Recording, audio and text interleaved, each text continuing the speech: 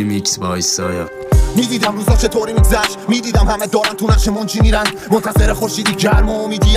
همه بریدن و زندگیشون طور دیگه است، کسی نمیگیره از این همه کمدی است. قدیم و خودو نشون میداد و مشتو میبست، حالا همه جا شده سلول گرگه میرم. هیچ ماه کاملی نمونده پشت این همه منتظر روزی ان که مژده میدن. میدیدم که مردم فقط تا یه مرده میرن، اگه بخوام بمونم با آب پل نمیدن. انگار جای شهر من اینجا یه باد دیگه است. میزنن و خودشونو لو نمیدن، جای کاپ سلول و مسواک و پله میدن. گل روسی بازی میکنن یا اون با مخت ولی سر پا میمونی و میگی برد تا توه. تا تو پرش و فولکسی مشتت پره و خدا رو میخواد که برای سجده کنه. تو آینه داره میزنه زل به خودش که چطوری تو این بیابون کشته شدش. این همه پای کوبی برای گل به خوده، مثل ماهی باد کنه که گنده شده. تو عمق مخش بار خاطرات ظلم و برش، بذار کلماتو پشت خودت.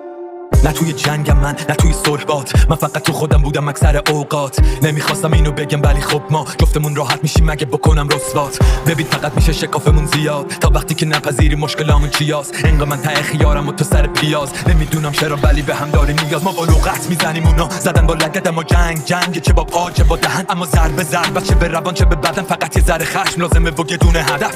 منم هر جا تونستم صدمه زدم، ولی بعضی وقتا باید بکشی عقب تا ببینی زندگی چی میذاره توی سفر. تا تکه بدی و تماشا کنی فقط. من و تو هم شاید فکر کردیم خالق این قصه هاییم، ولی تش ما هم میریم و بین یه جای زیر پای یکی وسط این ازدهامیم. غیر اینه مگه؟ بعضی وقتا باید نجنگید اینجا کسی به فکر مانی، بعضی وقتا باید کنار کشید، باید کنار بکشید تا حس شه جای خالی. غیر اینه مگه؟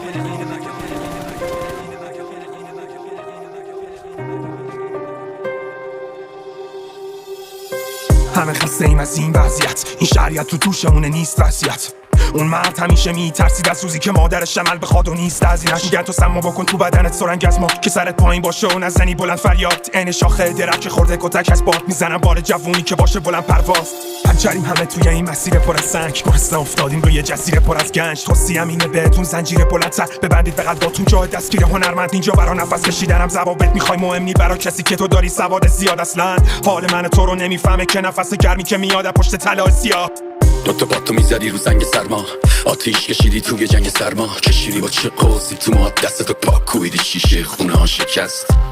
توی خنده به جنگ موی دماغ خونه ها عطسه سنگ. پاک کویدی با چشای بسته چه رقصی رو خورده شیشه های شکسته میکردی.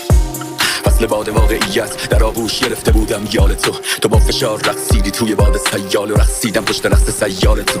از تراس خونه های قصه نامه ای رقص کنون دست های زنی مضطرب رها شد، مثل دستمال و کاغذ و ساقه ای زهر. ما رقصنده های ارکستر واقعیت رقص میشدیم و رقص میشدی. تو چادر سیاه شب غرق میشدی با موج خروشان تیرگی مقابل من. آروم میافتادی توی ساحل من، رقصیدیم